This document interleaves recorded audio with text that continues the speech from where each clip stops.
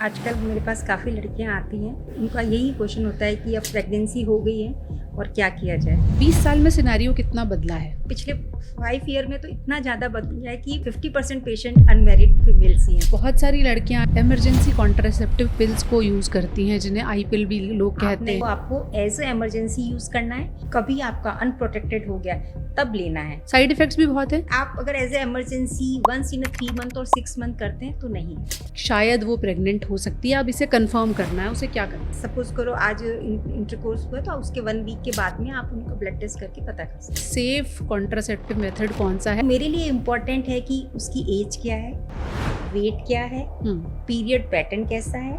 Medically abortion किया जाता है तो महिला का नाम रिकॉर्ड्स में दर्ज करने की जरूरत नहीं होती। इसीलिए कोई डरे ना, हम सिर्फ नंबर से नोट करते हैं। कई बार महिलाएं आती हैं सिर्फ डिस्चार्ज की प्रॉब्लम लेके। Just at the time of ovulation जो स्टिकी डिस्चार्ज होता है उनसे वो वरी हो जाती है कि मुझे डिस्चार्ज हो रहा है। नॉर्मल है।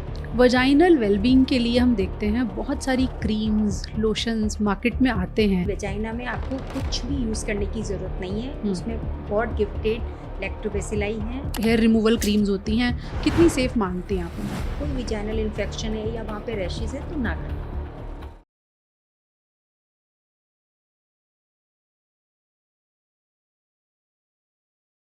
एक दायरे होते हैं जो दुनिया बनाती है, लेकिन एक टर्म होती है जिसे कहते हैं आजकल के बच्चे सुनते कहाँ हैं। तो आजकल के बच्चे ना सामाजिक दायरों को मानते हैं, ना बंधनों को मानते हैं, और अपने हिसाब से ज़िंदगी जीने में यकीन रखते हैं। अपने हिसाब से ज़िंदगी जीना कितना सही कितना गलत, इस पर एक लंबी बहस हो सकती है, लेकिन आज हम उस बहस में पड़े बिना बात करेंगे लड़कियों की सेहत की, और ऐसे समय पर उनकी सेहत की बात करेंगे जब वो बहुत सारी बातें लोगों से नहीं कर पाती, बहुत सारी बातें अपनी माँ से अपने दोस्तों से भी शेयर नहीं कर पाती, ये नहीं पूछ पाती कि अगर हमने असुरक्षित यौन संबंध स्थापित किए हैं तो हमें क्या करना चाहिए। अगर शादी से पहले कोई महिला, किसी को ये डाउट है कि वो प्रेग्नेंट हो गई है, तो उसे क्या करना चाहिए। नैतिकता के आधार पर ये कितना सही है कितना गलत है, इसकी जांच आप कीजिए। मेडिकली हम कोशिश करेंगे कि कौन से तरीके सही हैं कौन से तरीके गलत हैं, कब आपको डॉक्टर की मदद लेने की ज़रूरत है, और आपको किस तरह से सावधानी बरतनी चाहिए अगर आप अनवांटेड प्रेगनेंसी से बचना चाहते हैं। हमारे साथ डॉक्टर अंजू सूर्यपानी हैं, जो कि एचओडी गायनोकोलॉजी हैं, मेट्रो हॉस्पिटल्स नोएडा से जुड़ी हुई हैं और प्रोफेसर भी हैं। बहुत बहुत स्वागत है मैम आपका। धन्यवाद। सच सच ये बताइएगा कि कितनी लड़कियां आती हैं आपके पास, अनमैरिड हैं, और इस तरह के सवाल लेकर आती हैं कि प्रेग्नेंट हो गए अब क्या करें। आजकल मेरे पास काफ़ी लड़कियां आती हैं और उनका यही क्वेश्चन होता है कि अब प्रेगनेंसी हो गई है और क्या किया जाए। तो उनके मैं यही कहना चाहूँगी कि अगर कभी प्रेग्नेंट हो भी जाती हैं तो मतलब डॉक्टर के पास जाएं और एग्जैक्ट उनको अल्ट्रासाउंड करा के वो पता करें कि किस टाइप की प्रेगनेंसी है। कई बार हमने देखा है कि वो ओवर द काउंटर मेडिसिन लेके खा लेती हैं, लेकिन उनमें खाने से बहुत बड़ी प्रॉब्लम हो सकती है कि कई बार इतना अर्ली प्रेगनेंसी होती है कि वो ट्यूब में ही है और उन्होंने मेडिसिन ले ली और फिर वह ट्यूब रप्चर कर जाती है, तो वो एक लाइफ थ्रेटनिंग कॉम्प्लिकेशन हो सकता है जी। तो प्रेगनेंसी होने के बाद जैसे ही उन्हें लगता है कि ओवरड्यू हो गई हैं या प्रेग्नेंट हो गई हैं तो वो डॉक्टर की सलाह लें और उनको उस जहाँ पर जैसे कि रजिस्टर्ड मेडिकल प्रैक्टिशनर है उनसे ही आपको ट्रीटमेंट लेना है, जो भी आपको एबॉर्शन की मेडिसिन लेनी है और जो प्लेस जहाँ भी क्लिनिक है, जो भी हॉस्पिटल है, वो भी मेडिकली रजिस्टर्ड सर्टिफाइड होना चाहिए। जी, तो एक एक करके हम इस बात पर आएंगे कि अनवांटेड प्रेगनेंसी से बचने के क्या तरीके हैं, लेकिन सबसे पहले मैम, जैसे मैंने आपसे पूछा कि बहुत लड़कियां आती होंगी, आप 20 साल से लंबे समय से प्रैक्टिस कर रही हैं, 20 साल में सिनेरियो कितना बदला है। काफ़ी कुछ बदल गया है। अगर मैं कहूँ तो पिछले 5 ईयर में तो इतना ज़्यादा बदल गया है कि मेरे पास अनमेरिड फीमेल्स ज़्यादा आने लगी हैं, क्योंकि कभी उनको डिस्चार्ज की प्रॉब्लम है, अनवांटेड प्रेगनेंसी है और कई बार बहुत ही एजुकेटेड भी होती हैं जो कि सेक्स की education before pregnancy, before marriage की कंसल्ट करती हैं। तो आजकल 50% पेशेंट अनमेरिड फीमेल्स ही हैं मेरे। तो हम ये माने कि ज़माना बदल गया है या महिलाएं ज़्यादा वोकल होकर अपनी बात पूछ पा रही हैं? बिल्कुल, मैं कह सकती हूँ कि वह बहुत ज़्यादा सतर्क हो गई हैं और वो अपनी बात पूछ सकती हैं। अब उनको पता है और आई थिंक सबको लिविंग रिलेशनशिप में रहना अच्छा लग रहा है। वो सोचते हैं कि अगर लग रहा है कि उन्हें शादी करनी भी है तो वो सोचते हैं कि कुछ टाइम अपने पार्टनर के साथ रहें और उनको एक दूसरे को जाने और फिर उसके बाद वो शादी का डिसीजन लें। बिल्कुल, एक वॉशिंग पाउडर का ऐड है, पहले इस्तेमाल करें फिर विश्वास करें। कह सकते हैं रिश्तों पर भी ये लागू होने लगा है। खैर ये एक अलग विवाद का विषय है, हम शुरू से शुरू करते हैं। सबसे पहले तो किसी लड़की को ये कैसे पता चलेगा कि शायद वो प्रेग्नेंट हो सकती है, अब इसे कंफर्म करना है, उसे क्या करना चाहिए? अगर उसका पीरियड ओवरड्यू हो गया है, जैसे कि मतलब उसको 28 डेज का साइकिल है और पीरियड नहीं आए, तो सबसे पहले उसको एक सिंपल सा टेस्ट है, यूरिन फॉर प्रेगनेंसी टेस्ट जी। आप मॉर्निंग सैंपल से 2 या 3 ड्रॉप डाल के, कार्ड अवेलेबल होता है और उससे आप टेस्ट कर सकते हैं, जिसे प्रेगनेंसी टेस्ट किट कहते हैं। प्रेगनेंसी टेस्ट किट कहते हैं। कई बार आप और अर्ली पता करना चाहती हैं कि आपका अनवांटेड हो गया और अगर आप बहुत वरीड है कि क्या है, तो एक ब्लड टेस्ट भी होता है जिसको हम सीरम बीटा एससीजी बोलते हैं, तो वो फर्टिलाइजेशन के 1 वीक के बाद ही आपको डिटेक्ट करके दे देगा। तो अगर आपका serum beta SCG level more than 50 आता है, तो अभी हम उनको और जल्दी पता कर सकते हैं कि आप कह सकते हैं कि आपके पीरियड के 3 वीक्स के बाद।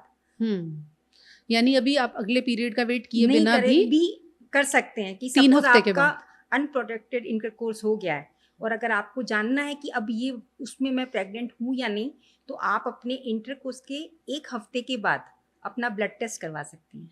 अच्छा, तो ये जो प्रेगनेंसी टेस्ट किट है जिसमें यूरिन सैंपल से टेस्ट करते हैं और दूसरा बीटा एचसीजी आपने टेस्ट कहा, दोनों श्योर शॉट टेस्ट है? हाँ, आई थिंक 99% श्योर। 99 तो ठीक है, 1% की पॉसिबिलिटी फॉल्स पॉजिटिव हो सकता है जी। और इस बात से फ़र्क पड़ेगा कि मान लीजिए किसी ने आज सेक्सुअल इंटरकोर्स किया, 1 हफ्ते बाद सैंपल दिया या 3 हफ्ते बाद सैंपल दिया, क्या रिजल्ट ज़्यादा श्योर शॉट मानेंगी आप अगर किसी ने तीसरे हफ्ते में अपना ब्लड टेस्ट कराया है? हाँ, तो थोड़ा रुक कर अगर कराए तो ज़्यादा अच्छा, क्योंकि लेवल अच्छे हाई होंगे तो रिजल्ट भी पॉजिटिव आएगा। कई बार लेवल लो होने की वजह से नेगेटिव आ जाता है। तो पहली तो बात यह है कि यूरिन टेस्ट जो है वो प्रेगनेंसी टेस्ट किट एक ऑप्शन है जो आप 1 हफ्ते बाद 2 हफ्ते बाद या कब उसे टेस्ट करना चाहिए? आपका 2 या 3 दिन ओवरड्यू हो जाए, पीरियड के 2 या 3, तो आप कर सकते हैं। यानी आपका 28 दिन का साइकिल निकलने के बाद कराएं उसको। और दूसरा आपने एक जो ब्लड टेस्ट बोला है, तो आपका सपोज करो आज इंटरकोर्स हुआ, तो उसके 1 वीक के बाद में आप उनका ब्लड टेस्ट करके पता कर सकते हैं जी। तो ये 2 टेस्ट हैं जिसके जरिए ये पता लगाया जा सकता है। पहला आप घर पे कर सकती हैं, दूसरे के लिए लैब में जाकर सैंपल देने की ज़रूरत पड़ेगी। अब आया सवाल कि पता तो चल गया प्रेग्नेंट हो गए, कि इस बात से कितना फ़र्क पड़ेगा कि कितने टाइम बाद पता चल रहा है। मान लीजिए किसी ने टेस्ट लेट किया, 2 महीने 3 महीने के बाद किया, पीरियड्स आए हुए 3 महीने हो गए हैं या फिर 1 महीना हुआ है, दोनों सिचुएशन कैसे अलग अलग हैं? बिल्कुल अलग अलग है। अगर हम सेफ एबॉर्शन की बात करें कि अगर हमें अर्ली डेज में पता चल जाता है, अगर आपने किया है और अगर वो 4 वीक या 5 वीक की प्रेगनेंसी है, अगर हमें डिटेक्ट हो जाती है, तो वो बहुत ही आसान है, हम मेडिसिन के द्वारा कर सकते हैं। लेकिन अगर बहुत लेट टाइम में पता चलता है, तो फिर हमें सर्जिकल इंटरवेंशन करना पड़ता है, जो कि एनेस्थीसिया के अंडर करना है, तो वो कॉम्प्लिकेशन ज़्यादा है। तो बेहतर यही है कि हम जल्दी उसको पता लगा लें और उनको मेडिसिन के द्वारा ही उसका एबॉर्शन किया जा सके। जैसे जैसे प्रेगनेंसी एडवांस होती है, वैसे वैसे करने के तरीके भी चेंज हो जाते हैं और कॉम्प्लिकेशन रेट भी इंक्रीज हो जाते हैं। तो एक बार अगर हम इसे थोड़ा सिलसिलेवार तरीके से समझें, कितने हफ्तों तक दवाई इसके ज़रिए हो सकता है और फिर उसके बाद क्या क्या प्रोसीजर है? 7 वीक्स तक, मतलब अगर from first day of period, जैसे 4 वीक्स तो हो गया, 28 डेज का आपका साइकिल है, तो 4 वीक्स वो हो गए, और आफ्टर 3 वीक्स मतलब टोटल 7 वीक्स की प्रेगनेंसी में आप मेडिसिन दे सकते हैं। 7 वीक्स ऑनवर्ड, 7 वीक्स के बाद 12 वीक्स तक हम सर्जिकल ऑप्शन लेते हैं, जिसमें कि सक्शन इवैक्यूएशन हो गया, जिसमें कि या विद जैसे हम प्रोडक्ट्स निकालते हैं, जो बेसिकली जो सर्जिकल इंटरवेंशन करते हैं उससे, और वो भी अंडर एनेस्थीसिया ही होता है। तो वो प्रोसीजर, और आफ्टर 12 वीक्स जो होता है उसमें तो एक मिनी डिलीवरी टाइप कह सकते हैं कि पूरा फीटस ग्रो कर जाता है, जिसमें हमें 2 रजिस्टर्ड मेडिकल प्रैक्टिशनर की कंसेंट भी लेनी होती है, और उसमें हमें कॉज भी पता होना चाहिए कि जो भी फीमेल है वो क्यों करवाना चाहती है। कोई हमें ग्राउंड है तभी हम 12 वीक्स के बाद प्रेगनेंसी कर सकते हैं, कोई भी मेडिकल ग्राउंड है या सर्जरी, उसकी कोई हिस्ट्री है, मतलब हमारे पास इंडिकेशन होना चाहिए, अदरवाइज हम 12 वीक्स के अबव एमटीपी नहीं कर सकते हैं। और अगर हम करते हैं तो हमारे पास इंडिकेशन होने चाहिए और 2 मेडिकल प्रैक्टिशनर्स के सिग्नेचर होने चाहिए। मैं तो हूँ ही, अगर मैंने पेशेंट देखा है तो मेरे साथ जो भी कोऑर्डिनेटर वो भी ये सर्टिफाई करेगा कि ये 12 वीक्स में प्रेगनेंसी करनी है। इसलिए हमें बिफोर 12 वीक्स ही अगर हमें लग रहा है कि उसको करना है तो करना ज़्यादा ईजी हो जाता है, और अगर 7 वीक्स में करें तो वो मेडिसिन से ही हो जाता है। जी, थोड़ा सा और पीछे जाती हूँ, जैसे आपने कहा 7 वीक्स तक दवाओं से काम चल जाता है। कितनी दवाएं दी जाती हैं, वो कैसे काम करती हैं, और जिस लड़की ने वो दवा ली है उसे क्या एहतियात बरतने पड़ते हैं? मेडिसिन में एक किट आती है जिसका नाम तो मैं इस मंच पे नहीं बताना चाहूँगी। उसमें एक मेडिसिन होती है, उसको हम जैसे ही डिटेक्ट होती है प्रेगनेंसी पे वो फीमेल हमारे पास आती है, हम खिला देते हैं। उसके 48 आवर्स में 2 मेडिकेशन होती है, वो लेना होता है, और उसके बाद 2 मेडिकेशन 4 आवर्स के बाद लेना होता है। उसके बाद उनको ब्लीडिंग स्टार्ट हो जाती है, और 1 वीक के बाद हम उसमें अल्ट्रासाउंड करवा के देख लेते हैं कि कोई रिमेनिंग रह गया या कोई मतलब प्रोडक्ट्स तो नहीं रह गए। अगर कुछ होता है तो हम रिपीट मेडिकेशन भी देते हैं। साथ में हमें जब कभी भी हम मेडिसिन देते हैं तो उनमें उनका हीमोग्लोबिन, ब्लड ग्रुप, ये कुछ जांचें होती है, कराना बहुत ज़रूरी है। अगर उनका ब्लड ग्रुप नेगेटिव है तो एक इंजेक्शन लगता है, एंटीडी इंजेक्शन बोलते हैं, वो भी लगवाना ज़रूरी होता है, क्योंकि बाद में नहीं तो प्रेगनेंसी में प्रॉब्लम आती है। ये कई बार हमने देखा कि मेरे पास बहुत सारे प्रिस्क्रिप्शन आते हैं, उन्होंने मेडिसिन ली है, ब्लड ग्रुप नेगेटिव है, और लेकिन किसी ने ध्यान नहीं, क्योंकि वो सोचते हैं कि तो ओरल पिल्स लेना है, ये तो बहुत ईजी है, आराम से लेकिन इसमें कुछ हमें बातें ध्यान रखनी है। वो उनका हीमोग्लोबिन है, अगर आप सपोज करिए उसका हीमोग्लोबिन 6-7 है, क्योंकि हम देखते हैं कि अगर हम सर्जिकल करें और मेडिकल एबॉर्शन में ज़्यादा ब्लीडिंग होती है, तो अगर हीमोग्लोबिन उनका कम है तो हमें फिर उसको देखना होगा, उसको ध्यान में रखना बहुत ज़रूरी है। तो 2 ब्लड ग्रुप, 2 चीज़ें, हीमोग्लोबिन और ब्लड ग्रुप, ये तो बिल्कुल मस्ट होना चाहिए, और एक अल्ट्रासाउंड। जब कभी भी हम मेडिसिन देते हैं तो 3 टेस्ट बहुत ही ज़रूरी चीज़ें हैं, जो कि मैंने अपनी प्रैक्टिस में ऑब्जर्व किया है, या और भी गायनिकोलॉजिस्ट करती हैं, उनमें वो सीधा डायरेक्ट मेंशन कर देती है। लेकिन हमारा ये रहता है कि उनका हीमोग्लोबिन नॉर्मल हो तभी पिल्स खानी चाहिए, ब्लड ग्रुप नेगेटिव हो तो फिर उनको ध्यान में रखना है, और इंजेक्शन लेना जरूरी है अबॉर्शन के टाइम में, जो एंटीडी का इंजेक्शन होता है, क्योंकि बाद में उनको कौन सा पार्टनर मिले, पॉजिटिव होगा तो फिर वो एंटीजन एंटीबॉडी रिएक्शन होता है जब डिलीवरी होती है। अच्छा। तो उस टाइम पे तो ये एंटीडी का इंजेक्शन अगर नेगेटिव ब्लड ग्रुप है, इन स्पाइट ऑफ कि वो मैरिड है नहीं है, आपको देना है, अगर अबॉर्शन के लिए वो महिला आपके पास आती है। अच्छा, तो एक आपका ब्लड ग्रुप हो गया, आप एंटीडी इंजेक्शन और अल्ट्रासाउंड। विदाउट अल्ट्रासाउंड आपको पिल्स नहीं प्रिस्क्राइब करना है। अल्ट्रासाउंड पहले भी किया जाएगा और बाद में भी किया जाएगा कि कोई अंदर प्रोडक्ट्स तो नहीं रह गए। अच्छा, ये जैसे दवाएं दी उसके बाद फीमेल को ब्लीडिंग होती है, उस दौरान क्या घर पे रहना ज़रूरी होता है, छुट्टी ले लेनी चाहिए काम से, क्या करना चाहिए किसी लड़की को? बस हमारा इतना ही रहता है कि जिस दिन हम जो ब्लीडिंग वाली मेडिसिन देते हैं तो आपके लिए कोई टेक केयर करने वाला होना चाहिए, क्योंकि उसमें थोड़ा क्रैम्पिंग लाइक पेन होता है, आपको सिंकोपल लग सकता है, नोजेटिंग हो सकता है, वॉमिटिंग हो सकती है। तो एक हो कि आपको केयर कर सके, आपको अलोन नहीं रहना है। हॉस्पिटल एडमिशन की कोई रिक्वायरमेंट नहीं होती। ये तो हुआ पिल्स के थ्रू, जो शुरुआती 7 हफ्तों के अंदर प्रोसीजर है। अगला प्रोसीजर जो है उसको थोड़ा समझाइए। अगला प्रोसीजर जो है, अगर 7 वीक्स के अबव है तो हम उनको पहले सारे ब्लड टेस्ट करवाते हैं और अंडर एनेस्थीसिया करना ही प्रेफर करते हैं।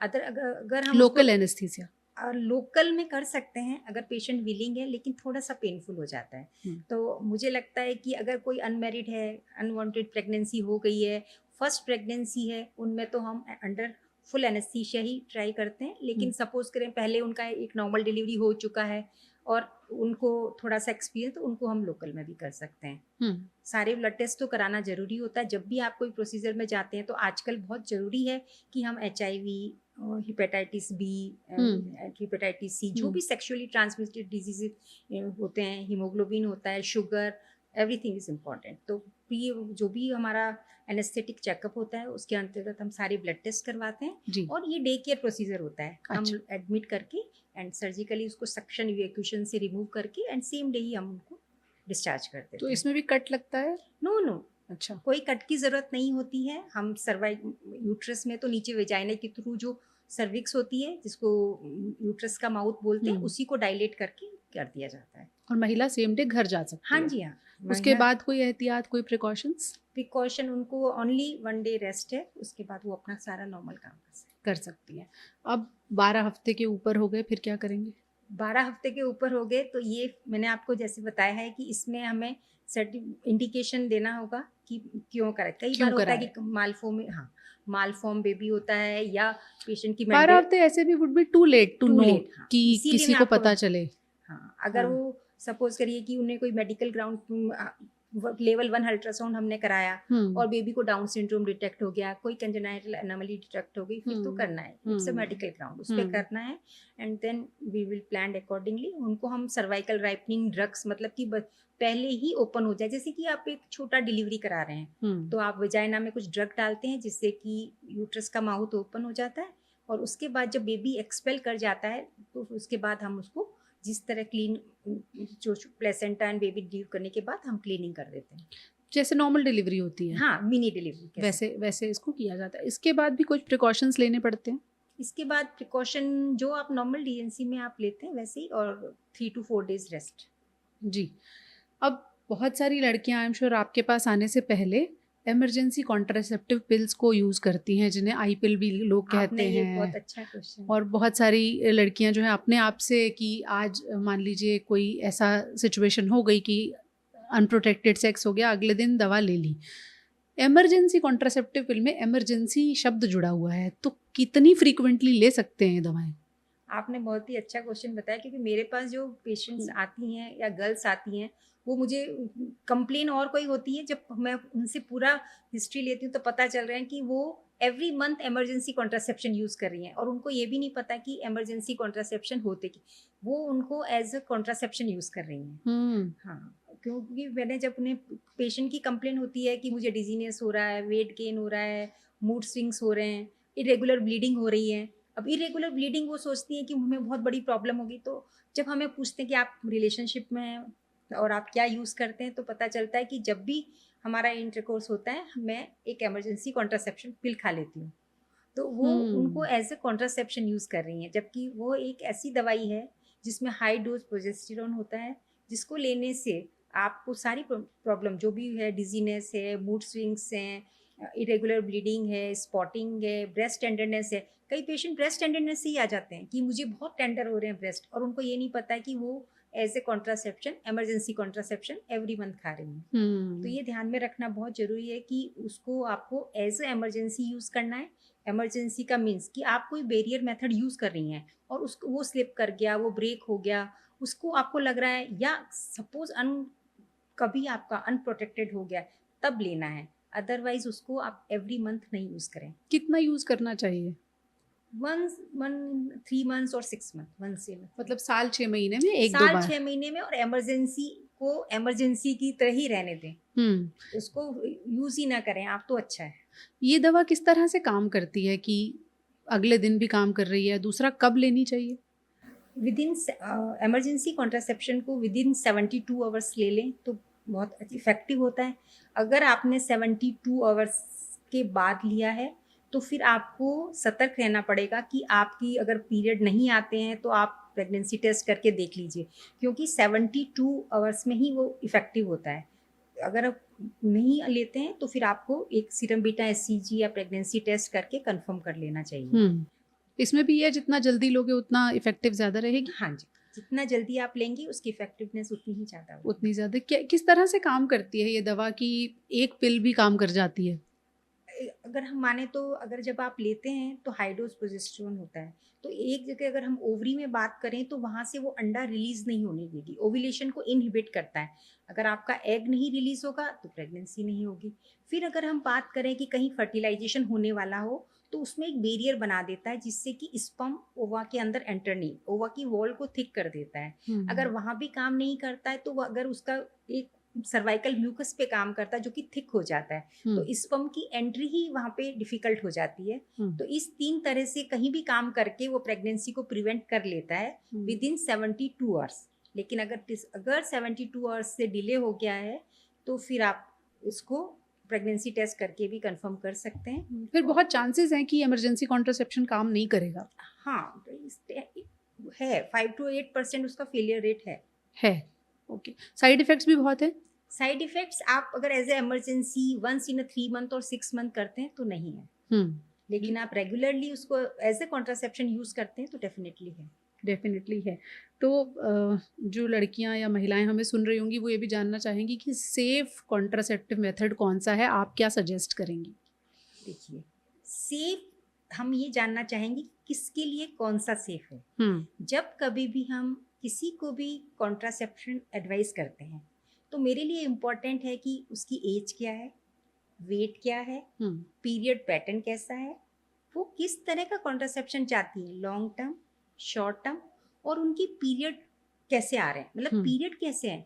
आप देखिए कहीं most of the PCOS patients हैं और वो कॉन्ट्रासेप्शन भी यूज करना चाहती है, तो उसके लिए तो एक ओसीपी पिल अच्छा है क्योंकि वो उसका पीरियड भी रेगुलर कर, और ऐसी पिल्स हैं जो कि मतलब पीसीओएस के सारे सिम्टम जैसे एक्नी हो गया, हिस्यूटिज्म हो गया, तो वो सब ठीक कर देते हैं, और वो कॉन्ट्रासेप्शन भी, तो वो उसका मेडिकल मैनेजमेंट भी है और कॉन्ट्रासेप्शन भी है। तो हर एक के लिए तो उनको मतलब कहने का मतलब ये है कि आपको डॉक्टरी सलाह और एडवाइस लेके ही करना है। अगर वो आती हैं तो सबसे पहले हमारा होता है कि उनको किस तरह का कॉन्ट्रासेप्शन चाहिए, किस पर्पस के लिए चाहिए और कितने ड्यूरेशन का चाहिए जी। उसी के अकॉर्डिंग मैं एडवाइस करती हूँ, और वो उसमें मेडिकल और सबसे कुछ मेडिकल कंडीशन तो हिडन नहीं है कि उनको कोई डायबिटीज है या हाइपरटेंशन है या पहले कोई फैमिली हिस्ट्री है, इन सब बातों को ध्यान में रख के ही एडवाइस किया जाता है। काफी है वैसे तो अवेलेबल, लेकिन कब किसको कौन सा यूज करना है वो तो हम बताएंगे। तो पहला तो जैसे आपने कहा ओरल कॉन्ट्रासेप्टिव पिल्स, आप किसी महिला को अगर पीसीओएस है तो उसको फायदा भी करेगी, फायदा भी, मेडिकल मैनेजमेंट भी हो जाएगा और कॉन्ट्रासेप्शन का भी। तो ओरल कॉन्ट्रासेप्टिव पिल्स मतलब जो दवाएं हैं बर्थ कंट्रोल की, वो शॉर्ट टर्म है या लॉन्ग टर्म है, आप उन्हें किस कैटेगरी में रखती हैं? उनको अकॉर्डिंग टू, फिर मैं बताती हूँ कि मैं उनको अकॉर्डिंग टू पेशेंट नीड रखती हूँ। अगर वो शॉर्ट टर्म लेना चाहती है, जैसे पीसीओएस पेशेंट है या वो ट्रीटमेंट पॉइंट ऑफ व्यू से लेना चाहती हैं, तो फिर हम उनको 3 to 6 मंथ एडवाइस कर देंगे। और अगर मान लीजिए किसी को 2-3 साल बर्थ कंट्रोल के लिए तो फिर उनको रेगुलरली मेडिकल चेकअप के थ्रू, अगर एक तो हेल्थी वुमेन होना चाहिए, कोई एसोसिएट मेडिकल फैक्टर नहीं होना चाहिए, और देन एवरी 6 मंथ हम लोग सारे ब्लड टेस्ट कराते हैं, जैसे कि नॉर्मल, जैसे बहुत कॉमन तो शुगर करा लिया, लिपिड प्रोफाइल और एलएफटी, लीवर फंक्शन टेस्ट, ये सब करवाना बहुत ज़रूरी है, क्योंकि ये अगर सपोज डायबिटीज़ है तो ओसीपीज अनकंट्रोल कर देता है शुगर को, तो उनमें हम नहीं देते हैं। जैसे ओबेसिटी की हिस्ट्री है तो इसमें एक थोड़ा ड्रॉबैक है कि वेट गेन हो जाता है। हाई बीपी है, उनमें हमें प्रिकॉशनरी, अगर पेशेंट स्मोकर है, मोर देन 35 ईयर है, तो फिर हमें उसको थोड़ा सा लॉन्ग टर्म में देने में प्रॉब्लम होती है जी। तो अब ऐसी फीमेल्स जो ओरल कॉन्ट्रासेप्टिव पिल्स नहीं ले सकती, फिर आप उन्हें क्या सजेस्ट करेंगी? ओरल कॉन्ट्रासेप्टिव पिल्स नहीं ले सकती तो उनके लिए तो सबसे अच्छा बैरियर मेथड है। आजकल आप देख रहे हैं जैसे कि मेल कॉन्डोम और फीमेल कॉन्डोम भी अवेलेबल है, तो अगर हम उनको एजुकेट करते हैं और अगर वो उनकी फ्रीक्वेंसी ज़्यादा नहीं है और तो आप वो पीरियड मेथड से भी अपना कॉन्ट्रासेप्टिव ले सकती हैं। फीमेल कॉन्डोम्स आए ज़रूर लेकिन उतने पॉपुलर नहीं हुए। एज अ गायनेकोलॉजिस्ट आप क्या रीज़न मानती हैं? एक तो कॉस्ट हो सकता है, कॉस्ट भी है, कुछ उसको वियर करने के लिए आपको एजुकेट करना पड़ता है। एवरी वुमेन कोई कि जैसे हम सोचें कि विलेज में है तो फीमेल कॉन्डोम यूज कर ले, नहीं, उनको आप, क्योंकि एक ही ट्यूबुलर होती है और उसमें एक सर्वाइकल रिंग होती है जो कि उसको फिट करना होता है, एंड देन एक विजाइनल ओपनिंग होती है, तो उसको थोड़ा सा आपको एक्सपीरियंस्ड होना पड़ता है बेसिकली। और आई थिंक कि कई बार मेल पार्टनर भी उससे उतना कंफर्ट महसूस नहीं करते हैं, तो मे बी ये रीजन हो सकता है, वाइडली अवेलेबल नहीं है और एक्सपेंसिव है। आपकी जो पेशेंट ग्रुप है उसमें कितनी % महिलाओं को आपने देखा फीमेल कॉन्डोम्स यूज करते हुए? ओनली 1%। ओनली 1%। यही रीजन है कि वो इतनी पॉपुलर भी नहीं हुई। इसीलिए फीमेल रिप्रोडक्टिव सिस्टम जो है, कई बार महिलाएं आती हैं सिर्फ डिस्चार्ज की प्रॉब्लम लेके कि कोई रीज़न समझ में नहीं आ रहा लेकिन रेगुलरली वाइट डिस्चार्ज है या किसी भी तरह का डिस्चार्ज है, किन रीज़न से हो सकता है? अगर हम डिस्चार्ज की बात करें तो ये फिजियोलॉजिकल और पैथोलॉजिकल। फिजियोलॉजिकल डिस्चार्ज, कई यंग गर्ल्स हमारे पास आती हैं कि डिस्चार्ज हो रहा है, जब हम देखते हैं तो कोई प्रॉब्लम नहीं होती है, just at the time of ovulation जो स्टिकी डिस्चार्ज होता है उनसे वो वरी हो जाती है कि मुझे डिस्चार्ज हो रहा है, नॉर्मल है। नॉर्मल है। तो अगर अब यही बात आती है कि आप कब उसे फिजियोलॉजिकल कहेंगे और कब पैथोलॉजिकल। फिजियोलॉजिकल डिस्चार्ज की अगर बात करेंगे तो उसमें कुछ भी एक स्मेल नहीं होगा। सिर्फ ऑर्डर आते हैं कि मुझे फाउल स्मेलिंग हो रहा है या ऑर्डर, तो वो विदाउट एनी ऑर्डर, उसमें कोई स्मेल नहीं होगा, स्टिकी नहीं होगा, और उसके साथ में कोई एसोसिएट फैक्टर नहीं हो जाए जैसे कि ईचिंग है, कोई आपको रेशेस है, ऐसा कुछ भी फैक्टर नहीं मिलेगा। अगर हम नॉर्मल पीरियड मेंस्ट्रुअल साइकिल की बात करें या फिजियोलॉजिकल उसकी बात करें तो जस्ट आफ्टर मेंसेस आपको नॉर्मल वाइट डिस्चार्ज होगा, और ओव्यूलेशन के टाइम ये थोड़ा स्टिकी हो जाता है और जस्ट बिफोर मेंसेस थोड़ा सा थिक हो जाएगा। तो और अगर उसमें कोई ऑर्डर नहीं है, आपको इचिंग नहीं है, तो कोई परेशान होने वाली बात नहीं है। It's a normal physiological discharge जी। लेकिन अगर यही डिस्चार्ज कर्डी डिस्चार्ज है, फाउल स्मेलिंग है, आपको साथ में यूरिन करने में प्रॉब्लम है, आपको इंटरकोर्स के टाइम बर्निंग हो रही है, ईचिंग है, या आप कोई ब्लिस्टर या कोई बॉयल नोटिस कर रहे हैं, देन आप ये फिर पैथोलॉजिकल हो सकता है, तब डॉक्टर के पास जाने की जरूरत है जी। वजाइनल वेलबींग के लिए हम देखते हैं बहुत सारी क्रीम्स लोशंस मार्केट में आते हैं। हाइजीन का ख्याल रखने के लिए क्या टिप्स आप महिलाओं को देना चाहेंगी? कितना क्रीम्स और लोशन पर रिलाई करने की ज़रूरत है और कितना वो खुद ख्याल रख सकती है? मैं तो हर महिला को सलाह देती हूँ जो कि अपना इतना ध्यान हर दिन vaginal wash 2 time 3 times every time मैं यूरिन करने के लिए जाती हूँ तो मैं वॉश करती हूँ। मैं उन सबको ये कहना चाहूँगी कि आप अगर आपको लग रहा है आपको वेजाइनल वॉश करना है तो एक दिन में एक बार कर लीजिए, अदरवाइज आपके लिए नॉर्मल वाटर भी काफ़ी हद तक ठीक है। क्योंकि जो हमारी वेजाइनल ओपनिंग है, जो हमारी वेजाइना है, उसमें गॉड गिफ्टेड बैक्टीरिया है, अच्छे लैक्टोबैसिलाई हैं जो कि आपको इन्फेक्शन से प्रिवेंट करते हैं। जब हम बहुत ज़्यादा वेजाइनल वॉश यूज़ करते हैं, रिपीटेडली वॉशिंग करते हैं, तो हम उन वेजाइनल फ्लोरा को डिस्टर्ब करते हैं जो कि आपको इन्फेक्शन से बचाते हैं। दूसरी बात, हमारी वेजाइना की पीएच 4 to 5 होनी चाहिए और एसिडिक पीएच होनी चाहिए जो कि आपको इन्फेक्शन से बचाए। जब हम बार बार वॉश करेंगे, हम ज़्यादा वेजाइनल वॉश एंटीसेप्टिक यूज़ करते हैं तो हम उस पीएच को डिस्टर्ब कर देते हैं। वेजाइनल वॉश मतलब मेडिकल आप दवाएं ले रहे हैं या लोशन लगा रहे हैं? आजकल जो वेजाइनल वॉश आते हैं जो कि प्रिस्क्राइब्ड होते हैं, मोस्ट ऑफ द डॉक्टर्स जो प्रिस्क्राइब करते हैं,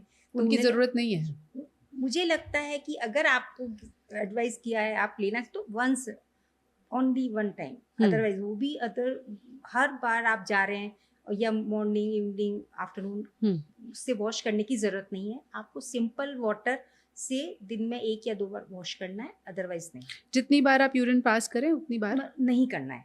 जितनी बार यूरिन पास करें वेजाइनल वॉश नहीं करना है।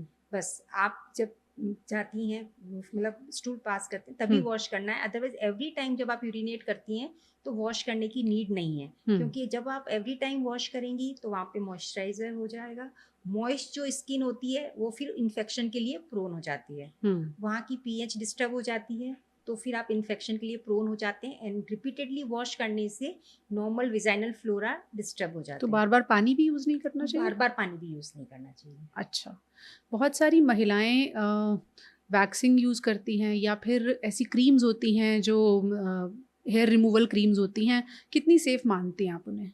देखिए, जो आपको सूट करता है आप कर सकते हैं, लेकिन मेरे कहने का मतलब है कि वो आपके लिए अगर सेफ है तो आप में उसमें इन्फेक्शन का बहुत ध्यान रखना है, डिस्पोजेबल होनी चाहिए। आप अगर वैक्सिंग करा रही हैं तो डिस्पोजेबल स्पैचुला यूज़ करें, रेजर है तो डिस्पोजेबल लीजिए, और फ्रिक्वेंटली नहीं करना है। कई बार आप उनको हेयर को ट्रिम भी कर सकती हैं, वो भी एक अच्छा ऑप्शन है। लेकिन अगर आपको आप चाहती हैं कि नहीं बिल्कुल वहाँ हेयर ही ना और एवरी 15 ये रिकमेंडेशन नहीं है। आप एवरी मंथ एवरी 6 वीक्स में कर सकती हैं। इन बिटवीन ट्रिम भी एक बहुत अच्छा ऑप्शन है। और ये मैं यहाँ कहना चाहूँगी, अगर आपको इन्फेक्शन है, यूरिनरी इन्फेक्शन है, कोई विजाइनल इन्फेक्शन है या वहाँ पे रैशेज है तो ना करें। अच्छा, तो ना करें।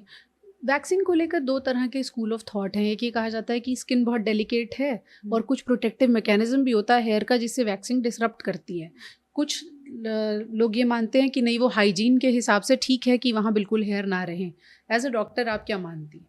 हाइजीन के हिसाब से अगर आप प्लकिंग भी करते हैं तो बेटर है, लेकिन कौन सा मेथड आपको सूट करता है उसमें आपको प्रिकॉशन लेके, अगर आपको आप कैसा महसूस कर, मेरा कहने जब मेरे से आपके पेशेंट पूछते हैं तो जो उनके लिए कंफर्टेबल है हम उसमें ही वे आउट निकाल देते हैं। अगर उनको वैक्सिंग कंफर्टेबल है तो हम यही कहते हैं कि आप डिस्पोजेबल स्पैचुला यूज करें, फ्रीक्वेंटली ना कराएं। इन बिटवीन अगर आपको लगता है तो आप ट्रिम भी करवा सकती हैं। लेकिन अगर आपको वैक्सिंग से प्रॉब्लम हो रही है, अगर आप एवरी टाइम वैक्स कराने के बाद आपको इन्फेक्शन, कई पेशेंट कई होती हैं कि उनको लगता है कि मैं जब भी वैक्सीन करा के आती हूँ तो मुझे रैशेज हो जाते हैं, तो फिर आप वो क्यों यूज कर रही हैं? तो आप कोई दूसरा मेथड स्विच अप करिए। ऐसा थोड़ी कि आप हर बार वही चीज़ लेती, तो आप पर्सन टू पर्सन वेरी करता है कि आप कौन सा मेथड यूज़ करना चाहती हैं। लेकिन जो भी आप मेथड यूज़ करें उसमें प्रिकॉशन के साथ करना है।